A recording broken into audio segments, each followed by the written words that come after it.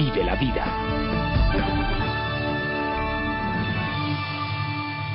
Buenas.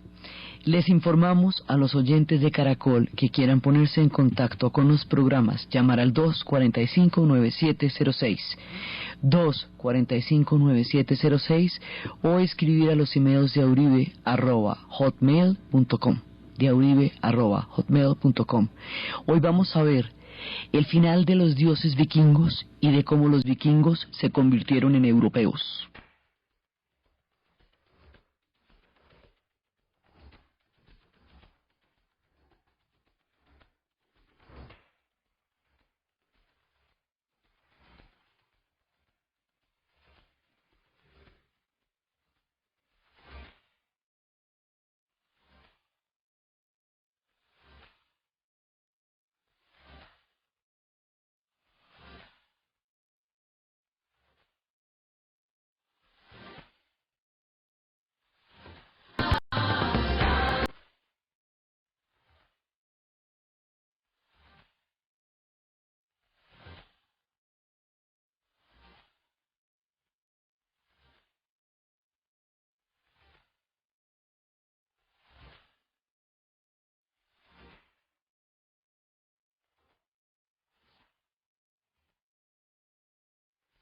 Bueno, nosotros hemos venido anunciando a lo largo de los diferentes relatos de la historia de los vikingos que algún día sus dioses van a morir.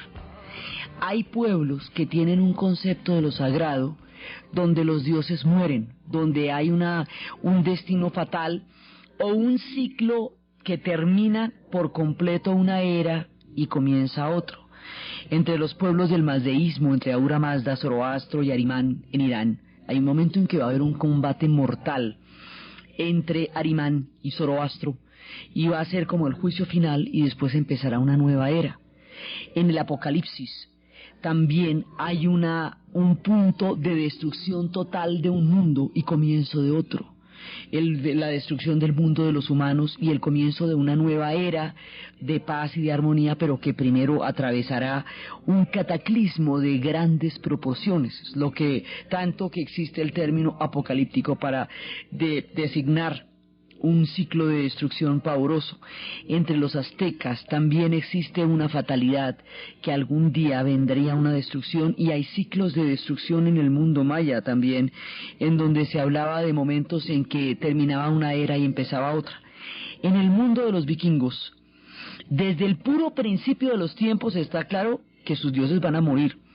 Estos dioses no son inmortales, no son todos poderosos, no son indestructibles, están llenos de debilidades y de fragilidades, y en algún momento, como ellos usurparon una legitimidad, en algún momento ellos van a padecer todo eso y va a haber una venganza del mundo de los gigantes. ¿Se acuerda que ellos originalmente arrebataron un reino al mundo de los gigantes? Ellos no conjuran esto, porque por ejemplo los dioses griegos, para romper el ciclo de que Cronos castró a Uranos y luego Zeus castra a Cronos, entonces Zeus lo que va a hacer es que se reúne con todos los hermanos, los dioses del Olimpo, y se ponen de acuerdo en repartirse el cosmos y en repartirse el Olimpo, y todo bien, y quedan todos en paz.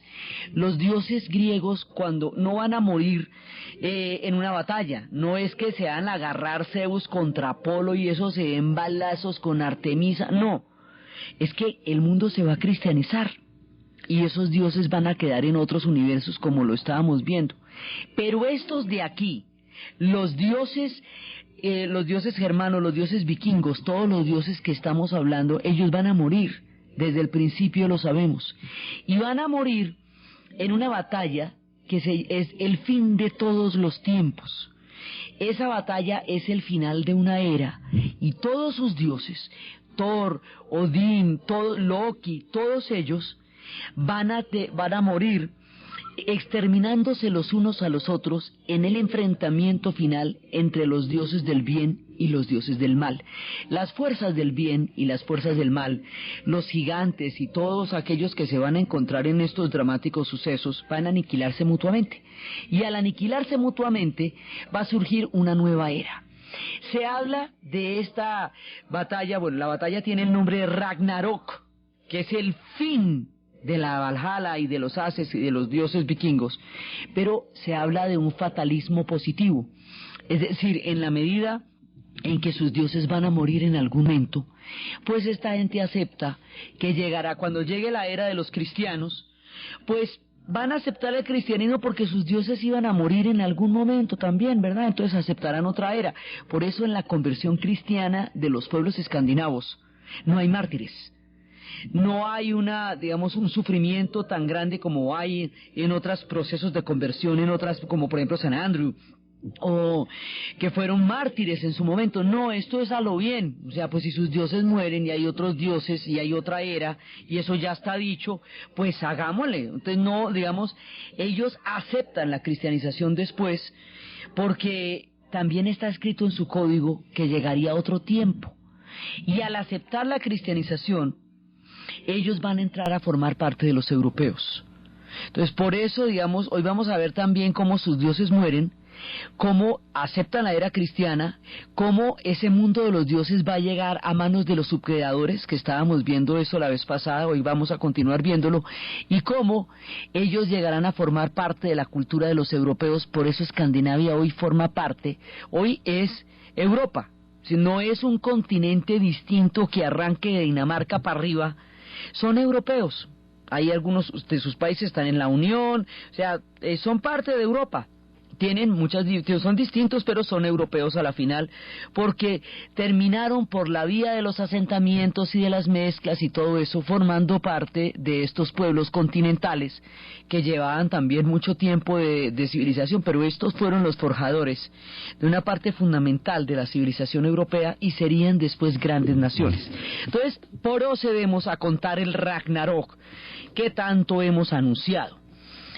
Esto es el final de todo, de la manera como ellos concebían sus dioses, una catástrofe, y está contada en 2 poemas que se ponen en boca de un acceso oculto, en el Voldspa, que es más o menos del año 1000. Un narrador vidente empieza a poder hablar con una magia la historia de lo que se llama el Ragnarok, el final de los dioses.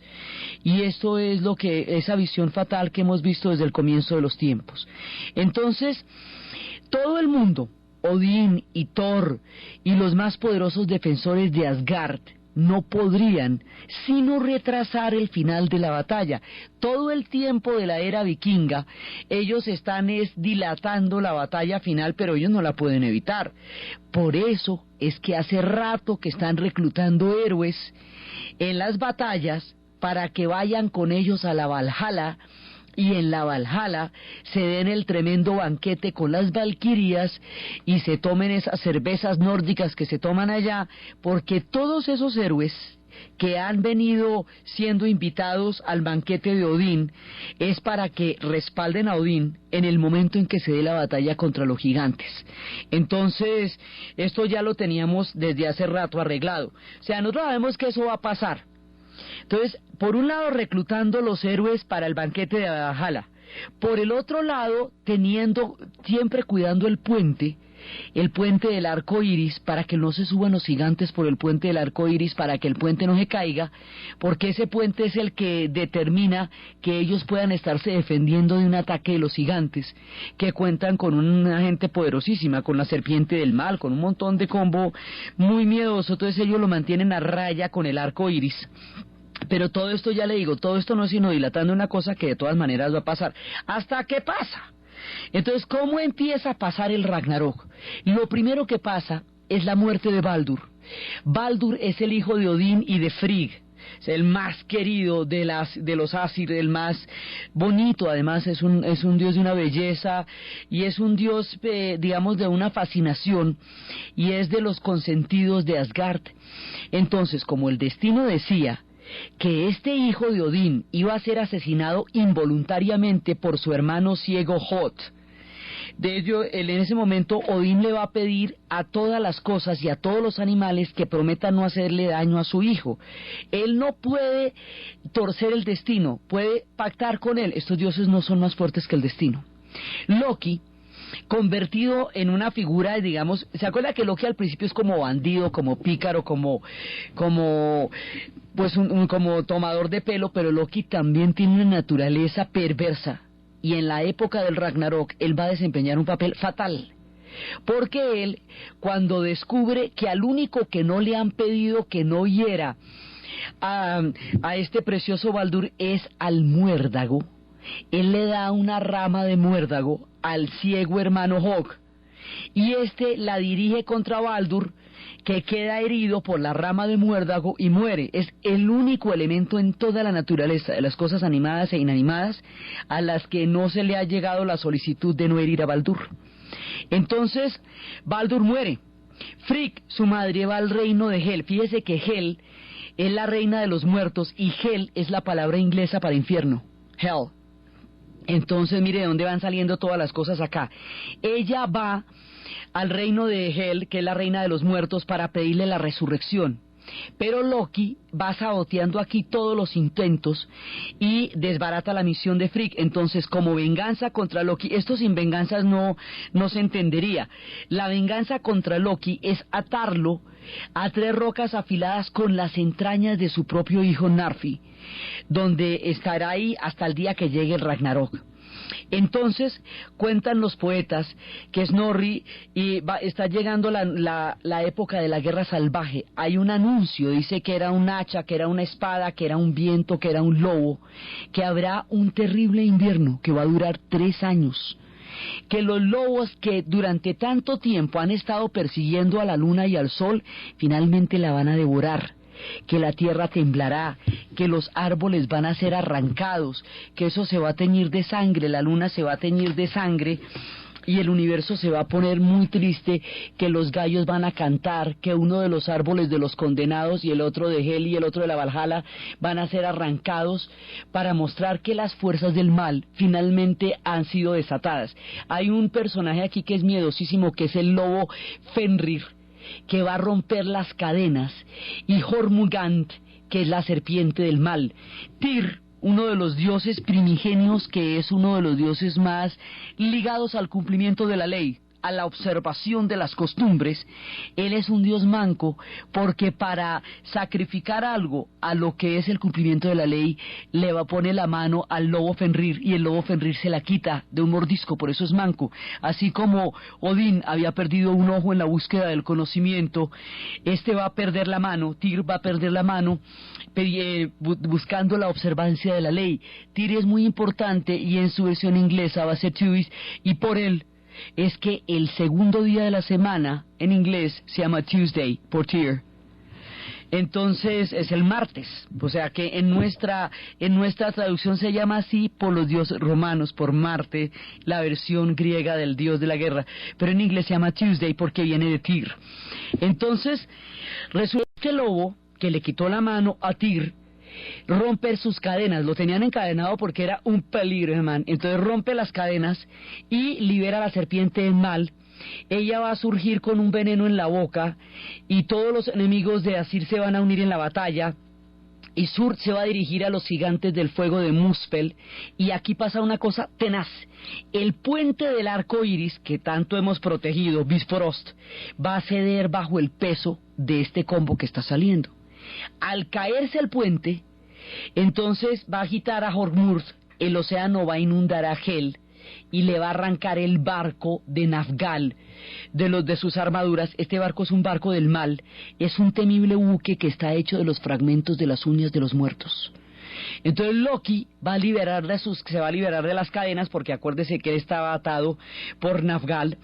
Se va a liberar de las cadenas y va a dirigir todo este combo hacia Asgard, acompañado por Hyrmir, el gigante del hielo, porque esta batalla es contra los gigantes. ¿Se acuerda que porque era contra ellos, eran sus enemigos, y todos los campeones de Hel? Entonces se va a armar un combo miedosísimo que se dirige hacia Asgard ya cuando el puente se ha roto. Una vez que el puente se haya roto, ya nada los va a proteger. Entonces, mientras tanto en Asgard, Heinal, el vigilante divino, va a soplar el cuerno en la señal de alarma, y el árbol de la vida y los gigantes y los enanos van a temblar de miedo. Y Odín buscará el consejo en el manantial del conocimiento.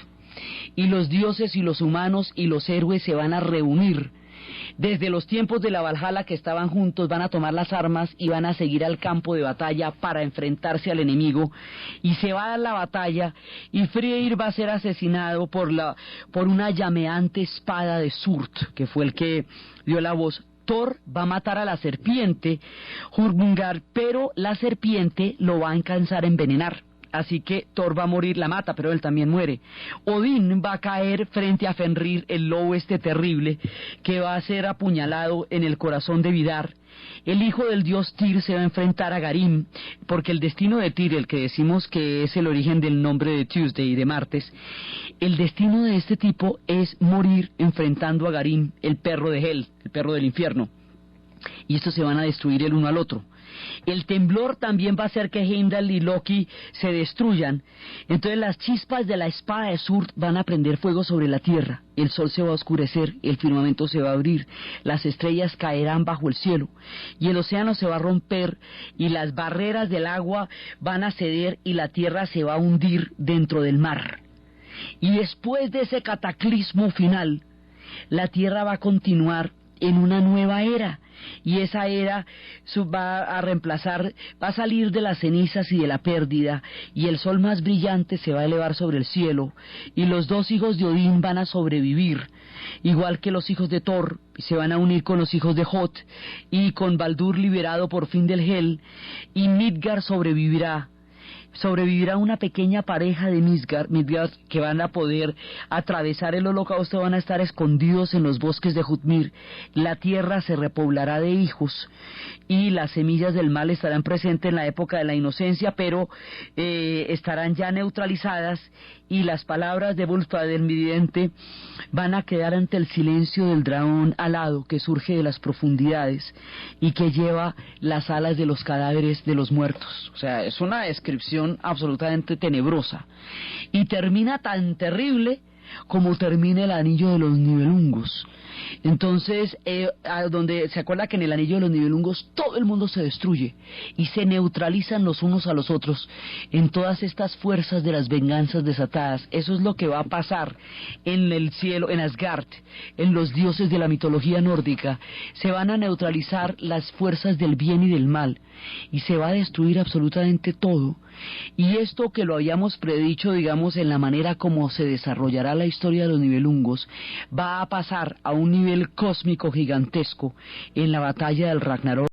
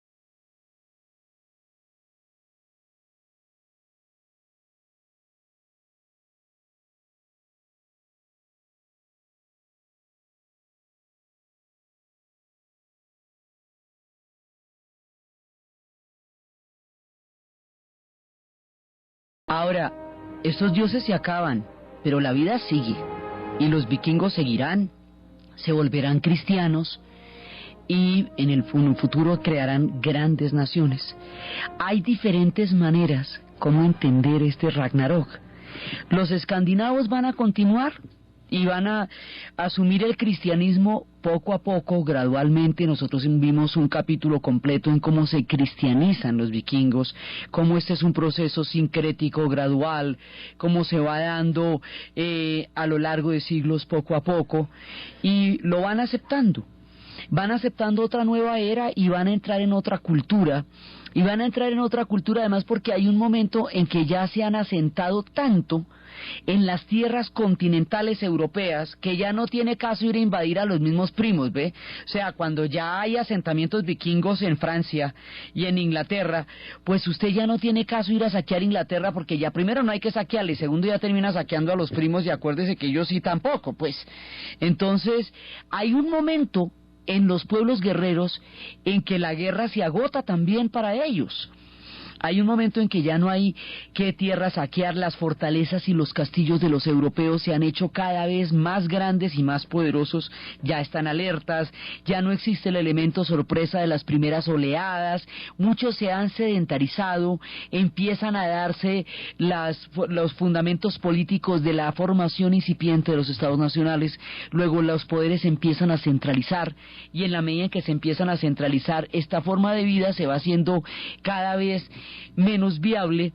Hay un momento en que eso pasa, digamos, los guerreros después de años o siglos, según las historias de los pueblos, que de estarse guerreando con todos los demás pueblos, en algún punto se integran y se sedentarizan y forman parte de las culturas que otrora atacaron tanto, y las modifican y las transforman, pero en algún momento entran a formar parte de ellos. Pues pasa con los vikingos, pasó con los otomanos, es como una de las leyes, con los mongoles también, una de las leyes de los pueblos que se han consagrado en la historia a través de las batallas.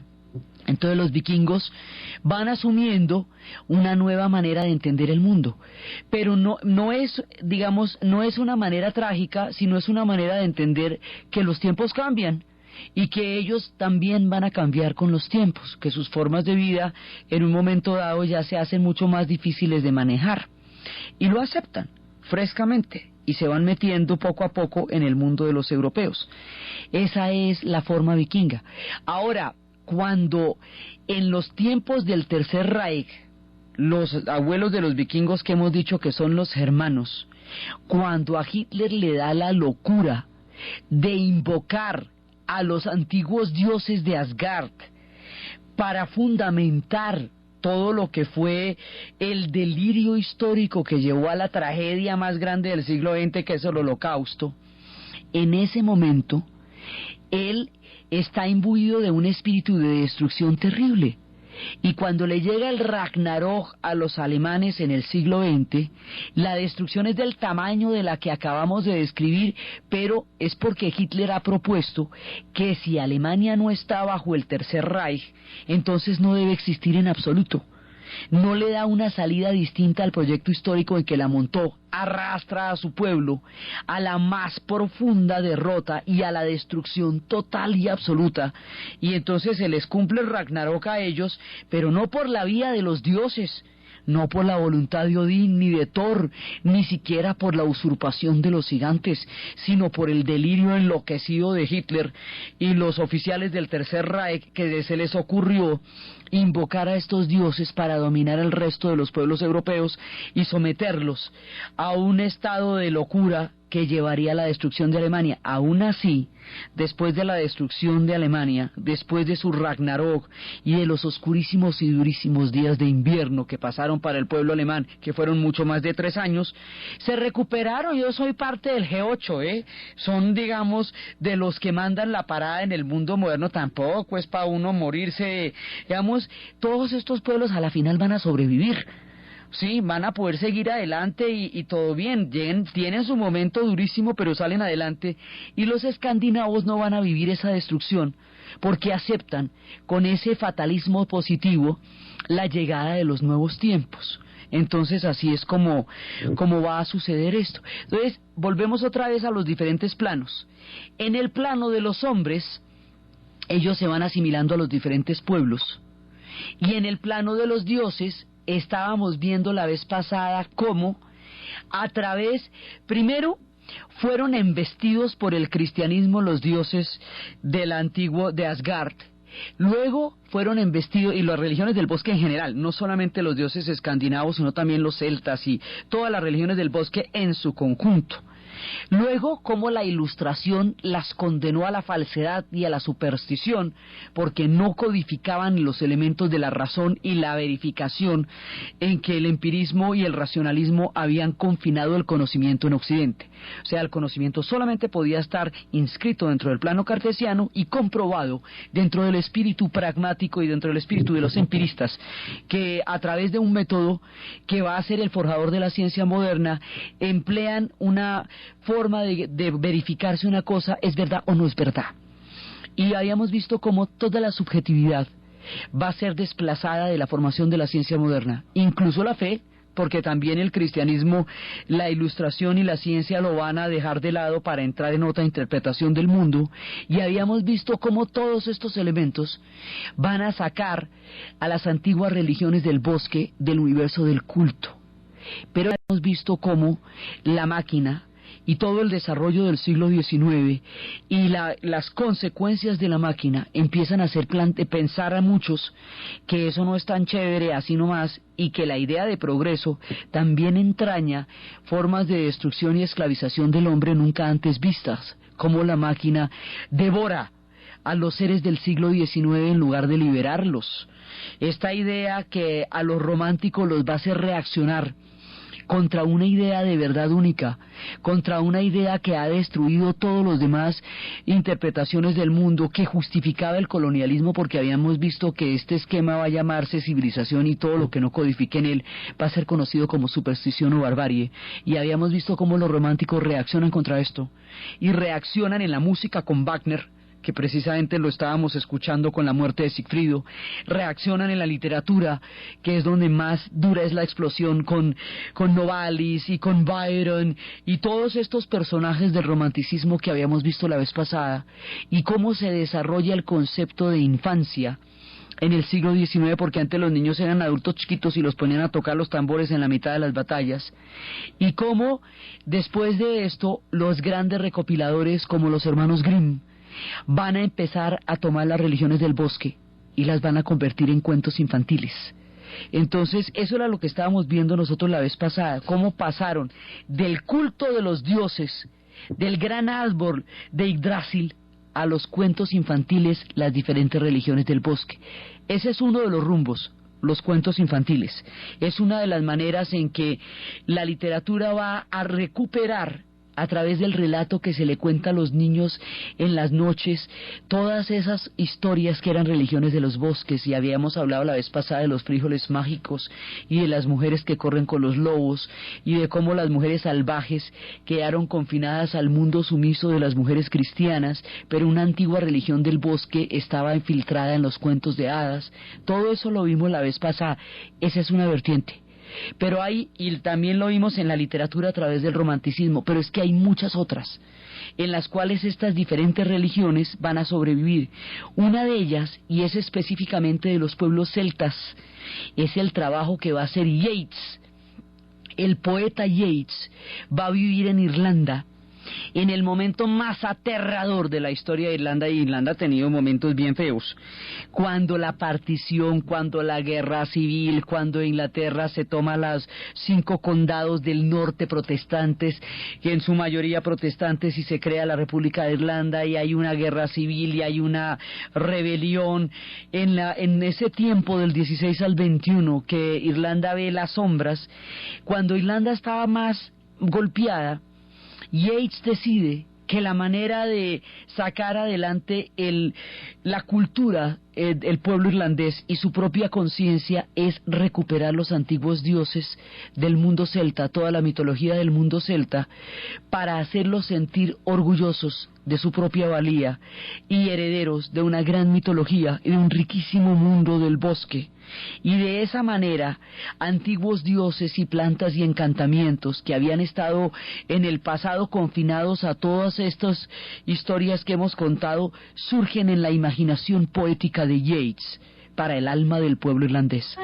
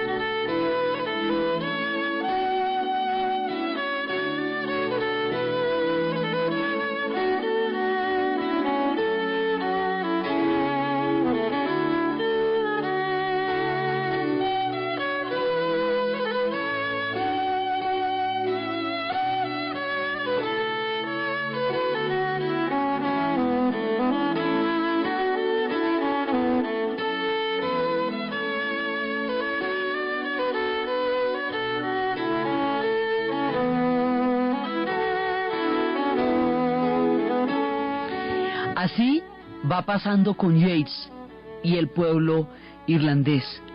Más adelante, cuando venga la Primera Guerra Mundial y pasen los horrores que vayan a pasar, y el sueño de los monstruos, como había predicho en sus noches de más oscuras pesadillas Goya en sus pinturas, cuando vio las monstruosidades que se estaban haciendo en nombre de la razón, cuando eso pase va a surgir una generación traumatizada, una generación que vio los horrores de la máquina y vio al hombre metido en el sinsentido. La Primera Guerra Mundial careció de cualquier significado. Era un absurdo total y gigantesco que llevó a una generación entera de europeos hacia la muerte. Y después de este dantesco espectáculo de la sinrazón humana, después de este suicidio de la razón, hay una añoranza por el honor, por la verdad, hay una añoranza por la lealtad, por aquellas palabras que realmente valían, por el fuego que realmente importaba. Y eso es lo que va a hacer que Tolkien y sus compañeros, ellos tenían un círculo de mitología, pero los compañeros de Tolkien van a morir en la batalla, solo sobreviven 2, y Tolkien tiene la misión histórica de rescatar este círculo de mitología para hacerlo visible para los ingleses. Entonces él ve que los escandinavos tienen su propia mitología y crea la mitología de los ingleses sobre la base de una combinación de mitos escandinavos y mitos celtas, y va a crear una mitología específicamente para los ingleses. Él se llama a sí mismo un subcreador, porque dice que los subcreadores son aquellos que hacen visibles los mundos que han sido durante mucho tiempo ocultos para los ojos de la gente. Entonces es cuando rescata de nuevo a los elfos, a los enanos, a las hadas, y empieza a sacarlos hacia el reino de la luz, y vuelven las criaturas del subsuelo, vuelven las criaturas de la luz, y empiezan a ser visibles para las futuras generaciones. Es ahí, en los tiempos de mayor oscurantismo, cuando las criaturas del reino de la luz vienen a iluminar con sus valores de lealtad. Hoy por hoy también hay un reverdecimiento de la necesidad mitológica por lo mismo, porque las guerras dejaron de tener sentido, los guerreros dejaron de tener honor, los enfrentamientos dejaron de tener causas, y empezaron a convertirse en sangrientas e irracionales batallas, en donde la máquina fue borrando todo lo humano y todo lo que había de razón o de inocencia. Entonces por eso ahora es tan importante, y la gente desea tanto volver a encontrar estos seres de las mitologías, y por eso el éxito del Señor de los Anillos en las películas, y por eso vienen sagas y sagas, Narnia, porque Lewis también era un amigo de Tolkien. Tenían diferencias profundas porque Lewis creía en las analogías y Tolkien no, pero igual en las alegorías básicamente, y Tolkien no, pero igual todos son subcreadores. Unos y otros son subcreadores, y vemos muchas sagas siguiendo las mitologías, porque en las mitologías hay honor, hay lealtad, hay verdad, hay palabras que se respetan, hay conceptos que son valederos, y no es la ciega máquina destruyendo lo que se mueva y la sinrazón detrás de la destrucción ciega. Por eso los subcreadores vuelven a nosotros una y otra generación después. Tolkien fue reconocido ampliamente en la contracultura durante los años 60, porque es ahí cuando empiezan a rescatarse otros tipos de conocimiento, y cuando empieza a cuestionarse que solo el plano cartesiano y el empirismo sean condiciones para poder entender lo que es verdad. Empiezan a cuestionarse las verdades únicas. Dicen, sí, eso es chévere y es la ciencia moderna y está muy bien, pero no es la única verdad, porque el universo humano es muchísimo más rico y más complejo, y empiezan a rescatar la fantasía y empiezan a rescatar otras verdades. La magia vuelve a tener un lugar, lo vuelve a tener en la literatura fantástica, y es a través de los relatos de Tolkien, que escribe El Señor de los Anillos durante la Segunda Guerra Mundial. Antes de que empiece la guerra en 1939, ha hecho una conferencia que se llama El Derecho de las Hadas. Y el Derecho de las Hadas es cuando dice que cuando las historias son terribles, que cuando los pueblos viven épocas monstruosas como la que en ese momento se avecinaba en Europa, si la mente está metida dentro de la guerra todo el tiempo, entonces la mente también es prisionera. Hay veces cuando los cuerpos tienen que vivir cosas terribles, la mente puede liberarse, y una de las maneras de liberarse es a través del mundo de la fantasía, no como un escapismo, sino como el derecho a ejercer la libertad de la imaginación, porque la imaginación suya es suya y esa no la controla nadie. Entonces, la imaginación como libertad, no como escape, sino como una posibilidad histórica y cósmica de ver un horizonte más allá del oprobio inmediato en el que se está viviendo. Ese es el derecho a las hadas que reivindica Tolkien. Entonces, ahí es cuando empieza a escribir durante todos los años de la Segunda Guerra Mundial El Señor de los Anillos. Va a escribirlo durante, antes y durante, porque se duró 14 años escribiendo esa obra. Entonces empiezan a recuperarse todas estas mitologías, y ya no son religiones, pero sí están en el universo humano. Ray Bradbury, un autor de ciencia ficción, que además es un hombre que puede entender los diferentes tiempos, pero además puede entender las verdades del corazón humano. Él habla del libro de las brujas, y él habla de un libro, de un cuento, donde si se pierde el último libro de las brujas desaparecerán. Entonces es toda la lucha por conservar ese libro, porque ahí está la existencia de las brujas.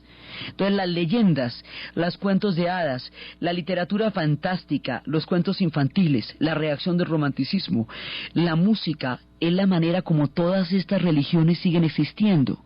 Es a donde fueron los dioses de Asgard después del Ragnarok. Ellos sí siguen existiendo, pero ya no como objeto de culto, sino como una gran mirada a la cultura y a la civilización humana a través del derecho a la libertad de la imaginación y a través del retorno a las lealtades y a las amistades verdaderas que planteaban estos dioses a lo largo de sus sagas y de sus historias.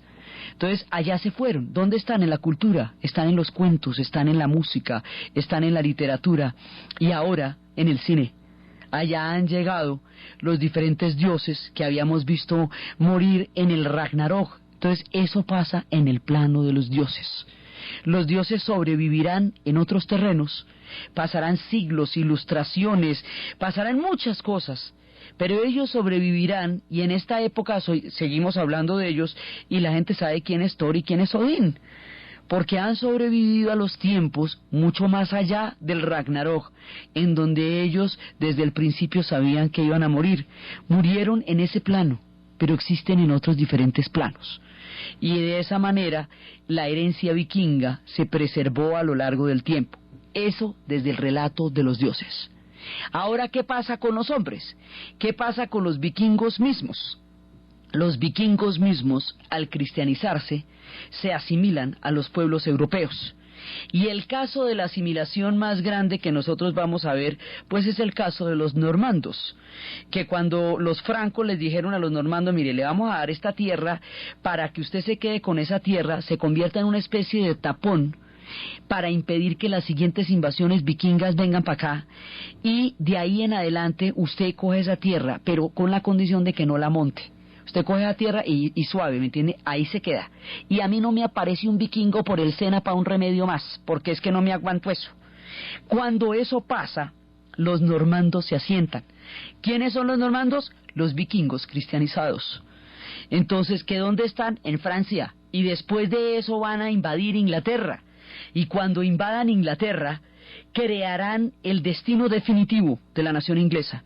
Porque Inglaterra va a quedar, digamos, su forma acabada y última es la que van a coger después de la invasión normanda. De ahí en adelante no nos va a invadir más nadie, más nunca, ¿sí? Y hasta el tiempo moderno. Los normandos forjan ya la última etapa de toda esta temprana Inglaterra. Entonces llegarán allá los normandos. A su vez, cuando los normandos invadan Inglaterra, antes de eso estaban los sajones. Los sajones eran también pueblos hermanos, pero ellos habían llegado mucho antes. Estos habían sometido a los celtas. Entonces cada uno que se ve sometido monta su leyenda. Cuando los celtas se vieron sometidos por los sajones, echaron el cuento de Arturo. Cuando los sajones se vayan a ver sometidos por los normandos, van a sacar dos leyendas para mostrar cómo se sienten oprimidos por esta nueva invasión. Esas dos leyendas tendrán lugar, una de ellas en los bosques de Sherwood, y será la leyenda de Robin Hood, y la otra será la leyenda de Ivanhoe. Y estos tres personajes, Arturo en tiempos de los celtas, y Ivanhoe y Robin Hood en tiempo de los sajones contra los normandos, formarán parte de los espíritus de los bosques, de la formación de la temprana Inglaterra.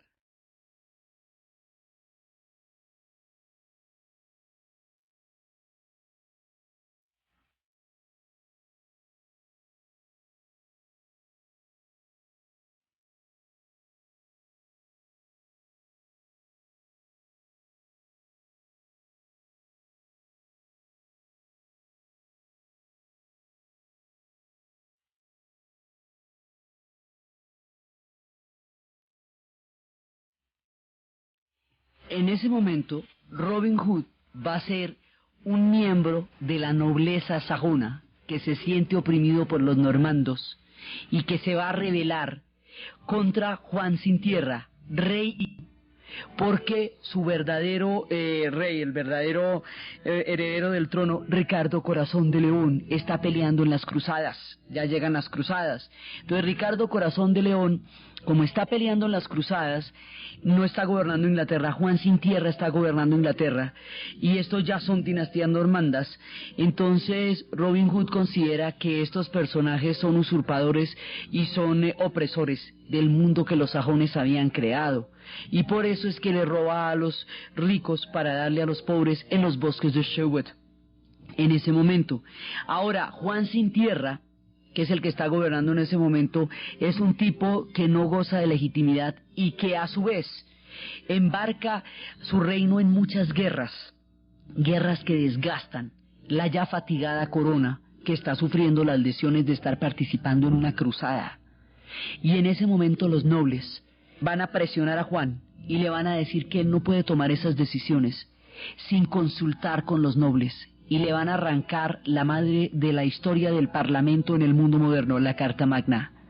Y al suscribir la Carta Magna como acuerdo, en el cual los gobernantes no pueden disponer de las guerras de sus pueblos sin acuerdo de los nobles, sin consultar con su pueblo, no los pueden ir a meter en guerras por allá terribles, empezamos a revivir otra de las antiguas instituciones vikingas, que es el Althing, el parlamento. Las formas políticas de los vikingos van a sobrevivir. Los parlamentos son la base de la política moderna, y eso es un invento incipiente de los Althing, de los pueblos vikingos, el concepto de legalidad mezclado con muchos otros, por supuesto, con el derecho romano, con el código napoleónico, con muchas otras formas. Pero los parlamentos y la observación de la ley y el sistema tan complejo que tenían los vikingos de legislarse va a sobrevivir a través de sus descendientes.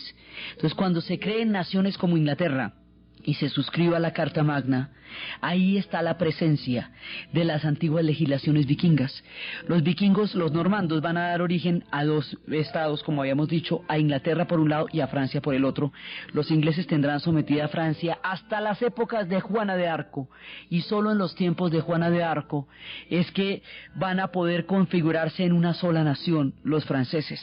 Pero ambos son herederos de los normandos y sus lenguas están entrelazadas por la antigua lengua de los vikingos. Entonces, los vikingos en estas dos naciones se van a llamar normandos y van a constituir también sus propias naciones ellos, naciones formidables. Y después, cuando ya la era vikinga se haya terminado, ellos serán comerciantes de una prosperidad económica increíble que se llamará la Liga Hanseática, y empezarán a tener una historia europea nórdica hasta llegar a crear pueblos tan supremamente maravillosos. Hoy se consideran las naciones más democráticas del mundo. En esas tierras nació la historia del premio Nobel, tanto como héroes como Raúl Wallenberg y grandes literatos como Ibsen. La forma como los vikingos se convierten en europeos, la manera como se van a convertir en naciones, es lo que vamos a ver en los siguientes programas. Aquí termina la saga vikinga como tal. Terminan cristianizados, terminan asimilados, pero a la vez influenciando y ejerciendo un importantísimo papel civilizador en la Europa. Europa se va a conmocionar, a crear, a refundar y a revitalizar por la presencia de los pueblos vikingos. Sus sagas, sus historias y sus dioses influenciarán poderosamente la formación del continente europeo. Y estos pueblos a su vez van a empezar su rumbo hacia convertirse en estados nacionales, hasta llegar a ser formidables pueblos que hoy día están, digamos, entre los pueblos más sabios y democráticos del mundo. Ese es el proceso que vamos a empezar ahora. En este momento, aquí, en este punto del relato, termina la saga vikinga como tal, y empieza la saga de los pueblos escandinavos, en su destino europeo, para convertirse en los pueblos que hoy son. Aquí terminamos la parte medieval y luego empieza cómo ellos se van metiendo dentro de los progresos de los europeos y van a seguir siendo durante mucho tiempo y aún ahora un gran influjo civilizador.